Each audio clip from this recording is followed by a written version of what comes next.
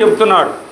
గలతీలకు రాసినటువంటి పత్రికను హెచ్చరిస్తూ గలతీ సంఘంలో ఉన్నటువంటి విశ్వాసులకు ఆయన ప్రేమపూర్వకమైనటువంటి ఆజ్ఞనిస్తున్నాడు. జీవించుట నేను కాదు, ఇక మీదట ఆయనే నాయందు జీవించి ఉన్నటువంటి వాడుగా ఉన్నాడు. ఎందుకు ఈ మాటలు అపోస్తలుడైనటువంటి పౌలు గలతీ సంఘానికి హెచ్చరిస్తున్నటువంటి వాడుగా ఉన్నాడో, అసలు ముందు అపోస్తలుడైనటువంటి పౌలు తన యొక్క జీవితాన్ని ఏ విధంగా మలుచుకున్నాడో కొన్ని మాటలు మనం జ్ఞాపకం చేసుకుని ఆ తదుపరి లేఖన ధ్యానాంశంలోకి వెళదాం. అపోస్తలుడైనటువంటి పౌలు రోమీలకు రాసినటువంటి పత్రిక 6వ అధ్యాయం. అపోస్తలుడైనటువంటి పౌలు రోమీలకు రాసినటువంటి పత్రిక 6వ అధ్యాయము 3వ వచనంలో అంటున్నాడు. చూడండి ఒక మాటను. 6 క్రీస్తు యేసులో బాప్తీసము పొందిన మనమందరము ఆయన మరణములోనికి బాప్తీసము పొందితమని. బాప్తీసము పొందినటువంటి వారు చాలా జాగ్రత్త. మరి ఏ రీతిగా బాప్తీసము పొందుకొని దేవుని ఆరాధన చేస్తున్నటువంటి వారముగా ఉన్నాం. క్రీస్తులో మనము మొదటిగా బాప్తీసము తీసుకుంటున్నాం. ఆయన ఏ రీతిగా జీవించాడో, ఏ లోకంలో 33.5 సంవత్సరములు ఆయన ఏ రీతిగా జీవించాడో నీవు నేను అలాగే జీవిస్తున్నామా? మొదటిగా మన హృదయాలను ఒకసారి పరీక్షించుకుందాం. ఒక ప్రశ్నకు జవాబును మనమే తెలియపరిచేటువంటి వారముగా ఉండాలి. నిజముగా నా బాప్తీసము, నా విశ్వాస జీవితము ఏ రీతిగా ఉన్నది మొదట పరిశీలించుకుందాం. అక్కడ అంటున్నాడు అపోస్తలుడైనటువంటి పౌలు గలతీ సంఘాన్ని హెచ్చరిస్తున్నటువంటి అపోస్తలుడైనటువంటి పౌలు యొక్క జీవితం ఎలా ఉందంటే క్రీస్తుతో కూడా సిలువ వేయబడినటువంటి జీవితము. ఇది కదా క్రీస్తుని ఎరిగినటువంటి వారము, క్రీస్తుతో నడిచేటువంటి వారము, క్రీస్తులో సహానుభావము కలిగినటువంటి వారము. మొదట మనం ఏమంటే లోక సంబంధమైనటువంటి ఆశలన్నిటినీ విడిచేటువంటి వారముగా, ప్రత్యేకించబడేటువంటి వారముగా ఉండాలి. ఇది క్రీస్తు నేర్పుతున్నటువంటి ఒక మాదిరికరమైనటువంటి పాఠము. అదే 8:1 కూడా అంటున్నాడు. చూడండి ఒకటి, అది రోమీలకు రాసినటువంటి పత్రిక అపోస్తలుడైనటువంటి. కాబట్టి ఇప్పుడు క్రీస్తు యేసునందున్న వారికి ఏమి లేదు. ఇప్పుడు మనము లోకములోనే అందరి మారే జన్మించాము, కానీ మనం ఇప్పుడు ఎవరిలో ఉన్నాం? ఇప్పుడు బాప్తీసము తీసుకున్నటువంటి తదుపరి క్రీస్తు యేసులో ఉన్నాం. మనమందరం క్రీస్తు యేసులో ఉన్నటువంటి వారికి ఎవరికి ఏసి ఇక భయపడవలసినటువంటి అవసరం లేదు. లోక సంబంధులైతే భయపడాలి, నేను మరణిస్తే ఎక్కడికి పోతాను అనేటువంటి ఆ భయం ఉంటుంది. కానీ నిజముగా క్రీస్తులో నీవు బాప్తీసము తీసుకోగలిగితే నీకు ఏ శిక్షా విధి లేదు. అంటే తీసుకున్నంత మాత్రాన ఏ శిక్షా విధి లేదు అనుకోకూడదు. యథార్థమైనటువంటి జీవితము, నమ్మకమైనటువంటి విధానము, ప్రత్యేకించబడినటువంటి నీవు నేను ప్రత్యేకమైనటువంటి లక్షణాలు కలిగినటువంటి వారముగా ఉండాలి. ఇక్కడ చూద్దాము. చివరిగా కొరింథీయులకు రాసినటువంటి 2వ పత్రిక అపోస్తలుడైనటువంటి పౌలు కొరింథీయులకు రాసినటువంటి 2వ పత్రిక 5వ అధ్యాయము 7వ వచనములో కూడా ఒక మాటను చూసుకొని ముందుకు వెళదాం. కనుక ఈ దేహములో నివసించున్నంత కాలము ప్రభువునకు దూరముగా. ఈ దేహము ఎటువంటిది? ఇప్పుడు మనకి సులువుగా చిచ్చులు పెట్టేటువంటి దేహముతో మనము జీవించేంత కాలము దేవునికి దూరంగా ఉన్నామా, దగ్గరగా ఉంటామా? దేవునికి దూరంగా ఉన్నామా, దగ్గరగా ఉంటామా? దేవునికి దూరంగానే ఉంటాం. సోదరులారా, బాప్తీసం తీసుకొని ఆరాధన చేసినంత మాత్రాన సమీపముగా దేవునికి దగ్గర ఉన్నట్టు కాదు. ఈ శరీరాన్ని మనము ఏం చేయాలంటే నలగొట్టాలి. ఏ విధంగా నలగొట్టాలంటే ఆయన ఏ విధంగా లోక పాపముల కొరకు కల్వరి శిలువ మీద తన ప్రాణాన్ని బలిగా అర్పించాడో, సొగసు స్వరూపమును కోల్పోయినటువంటి మన ప్రియ ప్రభు ఆ రీతిగానే మనము తగ్గించుకోవాలి. అంటే శరీరాన్ని నలద్రొక్కుకోవాలి, లోక ఆశలను విస్మరించాలి, లోకం నుంచి వేరుపరచబడినటువంటి వారంగా ఉండాలి, ప్రత్యేకించబడినటువంటి వారంగా ఉండాలి. దేవునితో సహా అనుభవముగా నలగగొట్టుకోవాలి. లోక ఆశల మొత్తాన్ని కూడా మనం ఏం చేయాలంటే ఇప్పుడు నలగగొట్టుకునేటువంటి వారముగా ఉండాలి. అట్టి అనుభవం ఉంటేనే సిలువను కూర్చున్నటువంటి వార్త మనము ఎవరికి జనానికి ప్రకటించేటువంటి వారముగా ఉంటాం. పాఠ్యభాగంలోకి వెళదాం. ఇప్పుడు పాఠ్యభాగంలోకి వెళదాం. యోహాను సువార్త 14వ అధ్యాయం. యోహాను సువార్త 14వ అధ్యాయము 19-20 వచనాల్లో చూడండి మాట్లాడుతున్నాడు. ఆడంటున్నాడు చూడండి. అయితే మీరు నన్ను చూతురు, నేను జీవించుచున్నాను కనుక మరి ఇప్పుడు ఆయనతో మనము జీవించాలంటే ఇప్పుడు ఏం చేయాలి? మనము నలగొట్టేటువంటి అనుభవాలు ఉండాలి.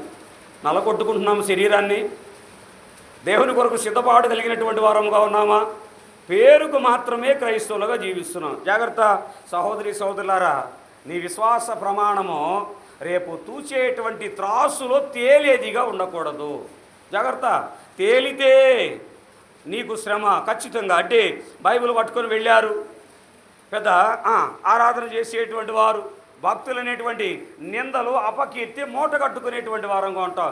జాగ్రత్త. ఉంటే చల్లగా నుండు లేదా వెచ్చగా ఉండు, నులివెచ్చినటువంటి జీవితం అనేటువంటి వాటిని ఇప్పుడైనా సరే మనం విడిచిపెట్టేటువంటి వారంగా ఉండాలి. ఇక్కడ వాస్తవం ఏంటంటే అడ్వాన్స్ దినాల్లో ఏం చేయాలి? మనం అందరం కూడా ఏం చేయాలి? ఉపవాసం ఉండాలి. ఉన్నారా? పేరుకు మాత్రమే క్రైస్తవులు. 20 వచనం చూడండి. వద్దులే, నేను విమర్శలకు పోను, మళ్ళీ లేనిపోయింది ఎందుకు, ఇంక విలువరు నన్ను, ఇంక మళ్ళీ ఇదే ఆఖరి అయిద్దాము.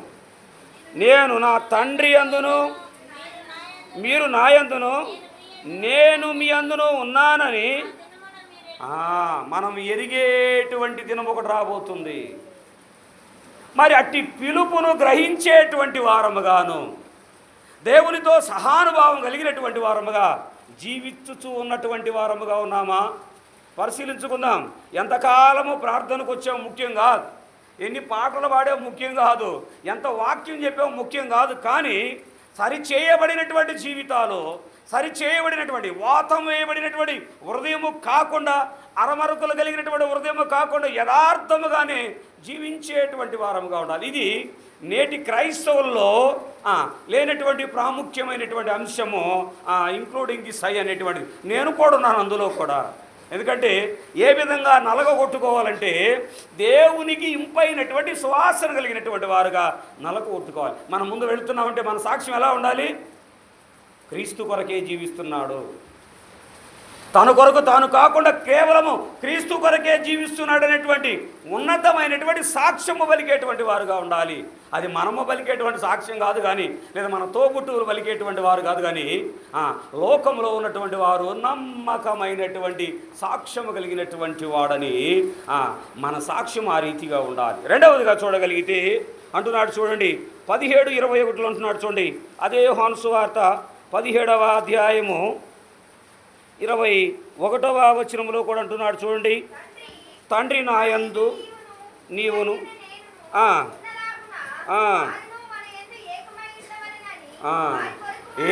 ఏకమనేటువంటిది. ఇక్కడ ఏ మనసు కలగాలి? ఇప్పుడు పోనీ చేరి వచ్చినటువంటి వారందరికీ ఏక మనసు ఉందా? పోనీ అందరూ ఒకే ప్రభు శరీరంలో పాలిభాగస్తులు అవుతున్నారు, మంచిదే. ఒకే మందిరంలో కూర్చుంటున్నారు, ఒకరే వాక్యము బోధిస్తే వింటున్నారు. కానీ మన మనసులు ఎలా ఉన్నవి? ఏక మనసు, ఏక తాత్పర్యం కలిగినటువంటి వారముగా ఉన్నామా? సహోదరి సహోదరులారా, నేను విమర్శిస్తున్నానని మాత్రం దయతో అనకండి. లేఖనములు ఉన్నటువంటి మాటలు మాత్రమే జ్ఞాపకం చేస్తున్నాను. నన్ను పిలవకపోయినా పర్లేదు ఇంకా, ఎందుకంటే పిలవకపోయి ఉన్నటువంటి వాటిని ఉన్నట్టుగా బోధించకపోతే 2 రకాల తీర్పులు మేము రేపు ఎదుర్కోవాల్సినటువంటి వారముగా ఉన్నాం. ఏక మనసు కలిగినటువంటి వారముగా ఉన్నామా? అందరూ ఒకే రీతిగా దేవుని సన్నిధిలో ఉండకోరేటువంటి వారముగా ఉన్నామా? ఏమన్నాడు చూడండి, తండ్రితో ఏమంటున్నాడు? సహానుభావం కలిగినటువంటి వాడుగా ఉండాలి. అపోస్తలుడైనటువంటి పౌలు రోమీయులకు రాసినటువంటి పత్రిక 1వ అధ్యాయము 17వ వచనములో కూడా అంటున్నాడు చూడండి ఒక మాటను. ఎందుకనగా నీతిమంతుడు, ఇప్పుడు ఏమన్నాడు చూడండి, ఏక మనసు కలిగినటువంటి వారు ఎవరై ఉండాలి? ఇప్పుడు నీతిమంతులుగా ఉండాలి. నీతిమంతులు ఎట్లా ఉండాలని చెబుతున్నాడు అక్కడ? విశ్వాస మూలముగా జీవించునని వ్రాయబడినటువంటి ప్రకారము విశ్వాస మూలముగా అంతకంతకు విశ్వాసము కలిగినట్టుగా ఉండాలి. మొదటి అనుభవాల్లో ఉన్నావా? బాప్తిసం తీసుకోబడినటువంటి సహోదరి సహోదరులారా, ఆ మొదటి అనుభవము, ఆ మొదటి ప్రేమ అదే రీతిగా ఉన్నదా? చల్లారిపోయిందా? ఎలా ఉన్నది? మొదటి విశ్వాసంలోనే నేను కొనసాగబడుతున్నామా? అట్టి ప్రేమను కనబరిచామా? మొదటిలో బాప్తిసం ఎట్లా ఉంటారు? మందిరంలో మైకు మోగితే ఆడ కూర్చుంటారు, వచ్చి ఎక్కడ కూడికి జరిగితే అక్కడ ఉంటారు. తరువాత కొద్ది కాలం తర్వాత ఏం చేస్తారు? కొద్ది కాలం తర్వాత ఆ ప్రేమ చల్లారిపోయింది. మొదట ఉన్నటువంటి నీ మునుపటి స్థితి ఎలా ఉండాలంటే కడవరకు అలే ఉండాలి. ఆయన తండ్రికి ఇచ్చినటువంటి మాటను నెరవేర్చేంత వాడికి ఎట్లా ఉన్నాడు ప్రభు అయినటువంటి యేసుక్రీస్తు? తండ్రికి విధేయతను కనబరిచేటువంటి వాడుగా ఉన్నాడు. మరి కుమారుని యందు విధేయతను చూపించేటువంటి మనము ఏ రీతిగా ఉండగోరుచున్నటువంటి వారముగా ఉన్నాం. మరి ఇటువంటి ఈ కూడికలు, ఈ అడ్వాంట్ కూడికలు, ఎన్ని కూడికల్లో మనం పాల్గొన్నాం? ఎంతమంది దైవ సేవకులు ఎట్టి వర్తమానమును అందించినటువంటి వారుగా ఉన్నారు. అయినను సరే మనలో ఏం కలగడం లేదు, మార్పు అనేటువంటిది సంభవించడం లేదు. ఇది మాత్రము వాస్తవమైనటువంటి అంశము. రెండవ మాటగా చూడగలిగితే అదే యోహాను సువార్త 3వ అధ్యాయం, యోహాను సువార్త 3వ అధ్యాయము 16వ వచనములో ఒక మాటను ఏమంటున్నాడు అక్కడ? దేవుడు లోకమును, అంటే లోకం అంటే ఎవరు ఇప్పుడు? మరి బయట ఉన్నటువంటి సామెత లోకం అంటే మనుషులు కాదై అని ఏదో సామెత చెప్పారు కదా. ఇప్పుడు లోకం అంటే ఎవరు? మనమందరం ఈ లోకమును, ఆయన లోకాన్ని, లోకములో ఉన్నటువంటి అందరిని ప్రేమిస్తున్నాడు. మరి మనం ఎవరిని ప్రేమిస్తున్నాం? మనం ఎవరిని ప్రేమిస్తున్నాం? ఎవరిని ప్రేమించాలి? మనము సృష్టికర్త అయినటువంటి దేవుణ్ణి ప్రేమించాలి. మొదటిగా ఎవరిని ప్రేమించాలి? ఈ సృష్టికి కారణ జన్ములైనటువంటి తల్లిదండ్రులను ప్రేమించగలుగుతున్నామా? ప్రేమిస్తున్నారు తల్లిదండ్రులు. డబ్బు అధికంగా ఇచ్చినప్పుడు మా అమ్మ మంచిది, మా నాన్నంత మంచోడు మరొకరు లేరని చెప్తారు. వారు ఏమి ఇవ్వకపోతే ఇటువంటి దుర్మార్గమైనటువంటి తల్లిదండ్రులు ఎవ్వరికి ఉండకూడదంటారు. అదే నోటితో పొగడతలు, అదే నాలుగుతో మళ్ళా ఏటి నిందలు అనేటువంటిది మోపుతారు. చూడండి, నీ తల్లిని, నీ తండ్రిని సన్మానించినటువంటి నీవు కనపడనటువంటి దేవుణ్ణి ప్రేమిస్తావా? నీ సహోదరి సహోదరులను ప్రేమించినటువంటి నీవు నన్ను ఎలా ప్రేమిస్తావు సహోదరి సహోదరుడని లేఖనంలో ఆ మాటలు మనం చూస్తున్నాం. నిజమే కదా? తోబుట్టువులను ప్రేమించినటువంటి నీవు, సంఘంలో ఉన్నటువంటి వారిని ప్రేమించినటువంటి నీవు, సంఘంలో ఉన్నటువంటి ప్రతి సహోదరి సహోదరులను ప్రేమించినటువంటి నీవు దేవుణ్ణి ఎలా ప్రేమిస్తావు? జాగ్రత్త. హృదయము బహు మోసకరమైనటువంటిది, బహు వ్యాధి కలిగినటువంటిది అంటున్నారు. పైకి ఎవరు కనబడదనుకుంటున్నాడు? హృదయాంతరంగములను చూస్తున్నటువంటి దేవుడు నిరంతరము వాటిని పరిశీలిస్తున్నటువంటి వాడుగా ఉన్నాడు. మరి నిజముగా ఇక్కడ వ్రాయబడినటువంటి ఆ మాటలుగా చూస్తే, దేవుడు లోకమును ఎంతో ప్రేమించును కాగా తన అద్వితీయ కుమారుగా పుట్టినవాని యందు విశ్వాసముంచు ప్రతివాడు నశింపక నిత్య జీవము, ఆయన కుమారుని యందు విశ్వాసముంచిన ప్రతి వాడు నశించకుండా నిత్య జీవములో అంటూ కట్టబడేటువంటి వారుగా ఉన్నారు. మరి అనుభవాలు కలిగినటువంటి వారముగా ఉన్నామా సహోదరి సహోదరులారా? ఏ రీతిగా మనము దేవునిలో అంటు కట్టబడేటువంటి వారముగా ఉన్నాం? సిలువ ధ్యానంలో ఉన్నాం, మంచిదే. కానీ నీ యొక్క తీర్మానము, నా యొక్క తీర్మానము ఏ రీతి అయినటువంటి తీర్మానము కలిగినటువంటి వారముగా ఉన్నాం. చూద్దాం. మనము మూడవదిగా చూడగలిగితే అంటున్నాడు మత్తయి సువార్త 20వ అధ్యాయం, మత్తయి సువార్త 20వ అధ్యాయము 28వ వచనములు అంటున్నాడు ఒక మాట చూడండి. అలాగే మనిషి కుమారుడు ఆయన ఎందుకు వచ్చాడు? ఇప్పుడు ఆయన ఎందుకు వచ్చాడు? ప్రభు అయినటువంటి యేసుక్రీస్తు లోకంలోకి ఎందుకు వచ్చాడు? మరి ఆయనకు కూడా ఒక కుటుంబం ఉన్నది. తండ్రి, తల్లి, అన్నదమ్ములు, అక్క చెల్లెళ్ళు ఉన్నారండి. ఒక ఆమె ఉన్నది చెల్లెలు, ఆమె పేరు ప్రస్తావించలేదు. కానీ ఆయనకి తమ్ముళ్ళు ఉన్నారు. మరి ఆయన కూడా ఏం చేయాలి? మన వల్లే మనం ఏం చెప్తాము? అయ్యా మందిరానికి రాలేదు ఏంటంటే ఏమంటాడు? మా కుటుంబ భారం మీకేం తెలుసులండి. మీరు ఏదో వస్తారు, కుర్చీలో కూర్చుంటారు, ఏం చేస్తారు? పాడితే 2 కీర్తనలు పాడతారు, ఎగిరితే కాసేపు మా మీద ఎగురుతారు, వెళ్ళిపోతారు. మా బాధల సాధలు మీకేం తెలుసు? బాధల సాధలు లేనటువంటి వాళ్ళు ఎవరైనా ఉన్నారా భూమి మీద? ప్రతి వారికి ఉన్నాయి. ధనికుడికి ఉన్నాయి, పేదవాడికి ఉన్నాయి, లేదా బిలో పావర్టీ లైన్ పర్సెంట్ అంటారు. పేదరికపు గీతపు దగ్గమను ఉన్నటువంటి వారు అందరికీ కొన్ని బాధ లేనటువంటి వారు ఉన్నారు. డబ్బు ఉన్నటువంటి వాడికి బాధ ఏంటి? ఎవడొచ్చి దొబ్బుకుపోతాడని భయం బాధాడికి. లేనటువంటి వాడికి ఏంటి? అసలు తిండి జరగట్లేదన్న బాధ. మధ్యస్థంగా ఉన్నటువంటి వాడికి ఏంటంటే ఇవి ఖర్చు పెడితే నా జీవితం ఏమైపోతుందో. ఎవరికి ఉన్నటువంటి వాటి బాధలు వారికి ఉన్నాయి. కానీ మరి ప్రభు అయినటువంటి యేసుక్రీస్తు కూడా కుటుంబ భారం ఉంది కదా. తండ్రి మరణించినప్పుడు కుమారుడు, పెద్ద కుమారుడుగా ఉన్నటువంటి ప్రభు అయినటువంటి యేసుక్రీస్తు ఏం చేశాడు? కుటుంబము కోసము కష్టపడ్డాడు, కుటుంబ అవసరతలు తీర్చాడు. తమ్ముళ్ళు ఎప్పుడైతే తల్లికి సహకరించేటువంటి వారుగా ఉన్నాడో 3.5 సంవత్సరముల విస్తారమైనటువంటి సువార్తను ప్రకటించాడు. ఇప్పుడు ఎందుకు వచ్చాడు ఆయన? మనకి ఈ లోకంలోనికి ఎందుకు వచ్చాడు ఆయన? పరిచారం చేయించుకోవడానికి రాలేదు, కానీ పరిచర్యము చేయడానికి ఆయన వచ్చాడు. అనేకులకు ప్రతిగా తన క్రయధనమును చెల్లించడానికే ప్రభు అయినటువంటి యేసుక్రీస్తు ఈ లోకంలోనికి వచ్చినటువంటి వాడుగా ఉన్నాడు. నీ నా పాపముల అపరాధముల కోసమైన కలువరి శిలువలో తన ప్రాణాన్ని బలిగా అర్పించినటువంటి దేవుడై ఉన్నాడు. ఆయనలో ఏ పాపం లేదు, ఏ దోషం లేదు. ఆయనను మనము మోవలసినటువంటి పాప భారము మొత్తము కూడా ఆయన ఏం చేశాడు? తన వీపు మీద మోపుకున్నాడు. ఏం చేశాడమ్మా? కొరడా దెబ్బలు నాగడసాల వలె తన వీపును దున్నించుకున్నటువంటి వాడుగా ఉన్నాడు. ఎవరు చేసిన పాపాలి?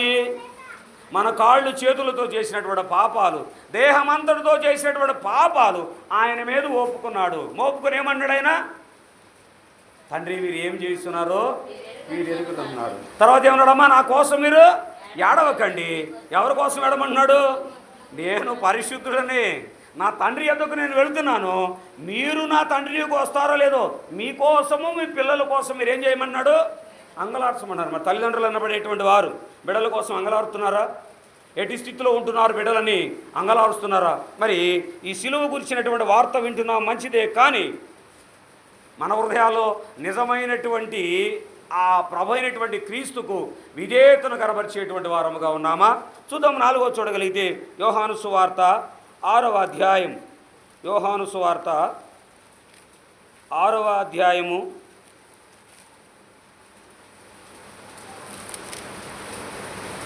69వ వచనం చూడండి. 6:69.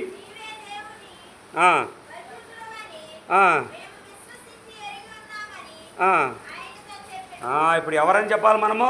ఆయన పరిశుద్ధుడైనటువంటి దేవుడని విశ్వాసం అనేటువంటిది కలిగి మనము ఏం చేయాలంటే ఇతరులకు స్వార్థను ప్రకటించేటువంటి వారముగా ఉండాలి. ఎవరికైనా చెప్తున్నారో నోరు తెరిచి ఎవరికైనా సత్య సువార్తను అందించేటువంటి వారముగా ఉన్నాం మనము. ప్రభు అయినటువంటి యేసుక్రీస్తును నమ్ముకోండి, మీ సమస్తమైనటువంటి పాపముల నుంచి ఆయన విడిపిస్తాడు అని ఎవరికైనా చెప్పగలుగుతున్నామా? మనలోనే విశ్వాసం లేదు. మనం ఇతరులకు ఏం చెబుతాం? పోనీ ఇప్పుడు నేను చెప్పాను అనుకోండి, ఎవరైనా వింటారా? నీకేం లే బాబు, ఎక్కడి నుంచో వస్తున్నావు నువ్వు ఎటువంటి వాడో మాకేం తెలుసు అని ప్రశ్నల మీద ప్రశ్నలు వేస్తారు. కానీ ఒకవేళ చెప్పాడు విందామని ఆలోచన ఉంటుందా?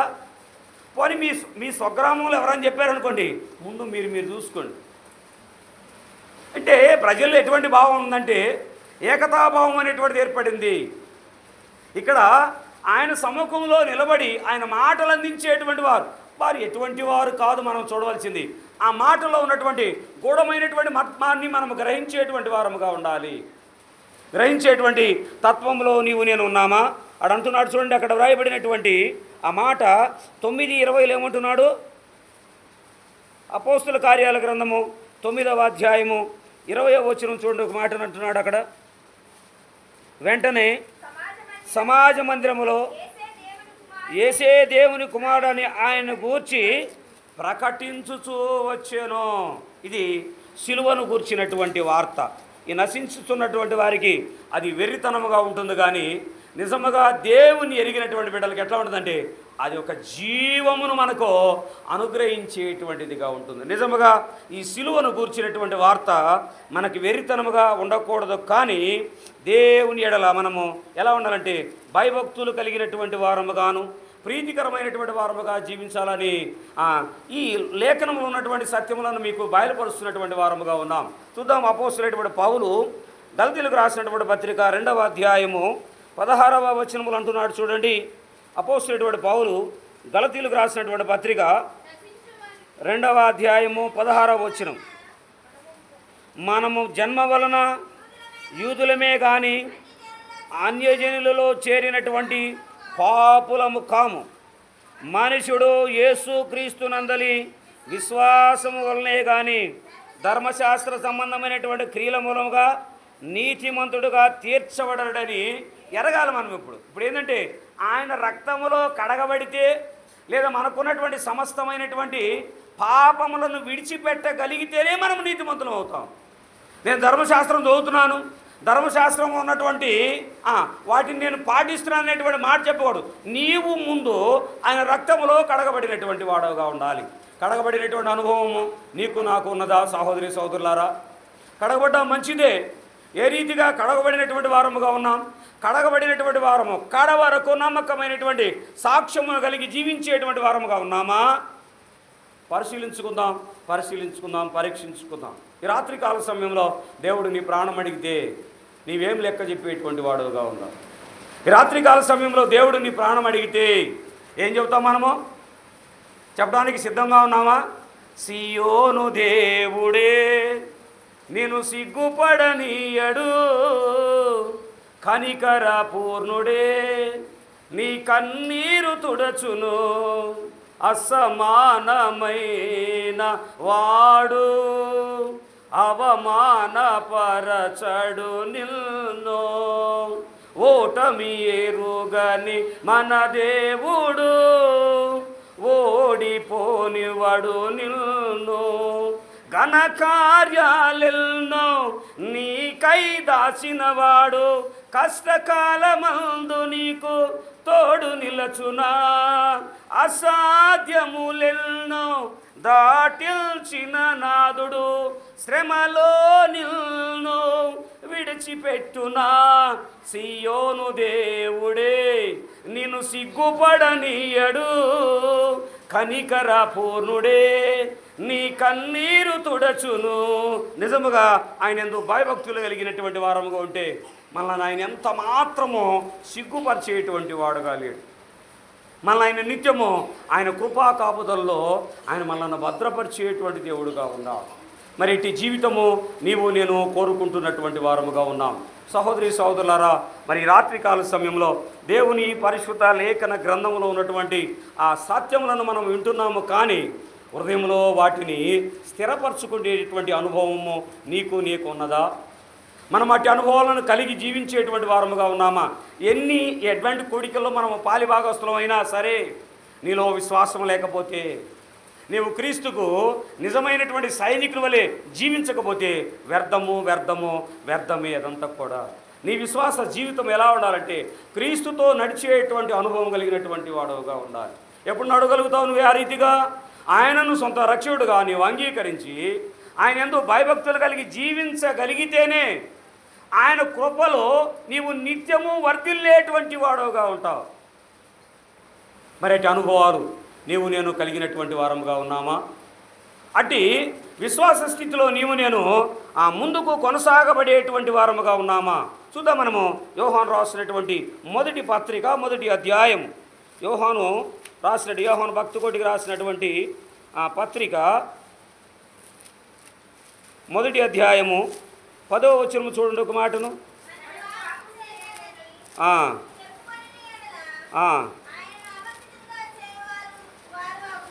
మన పాపము చేయలేదని చెప్పుకొని ఎడల ఆయన అబద్ధికునిగా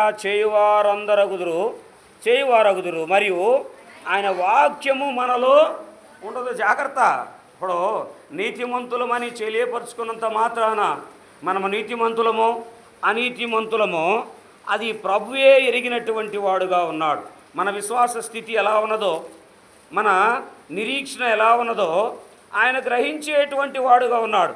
ఎవరు చూడడం లేదని మనం ఎన్ని మార్లు మనము బొంకినా కానీ హృదయాంతరంగములను పరిశీలించేటువంటి దేవుడు నిత్యము నిన్ను నన్ను ఆయన పరిశీలించుచున్నటువంటి వాడుగా ఉన్నాడు. మరి అట్టి పరిశీలన నుంచి నీవు నేను ఎన్నడూ కూడా తప్పించుకునేటువంటి వారముగా ఉన్నాం. కాబట్టి ఈ దినములోనైనా తీర్మానం చేసుకోండి, అయా బ్రతుకుట నీ కొరకే, సావైతే నాకు లాభం. నీలో నేను జీవించగలిగితే జీవగ్రంథంలో నా పేరు ఉంటుంది.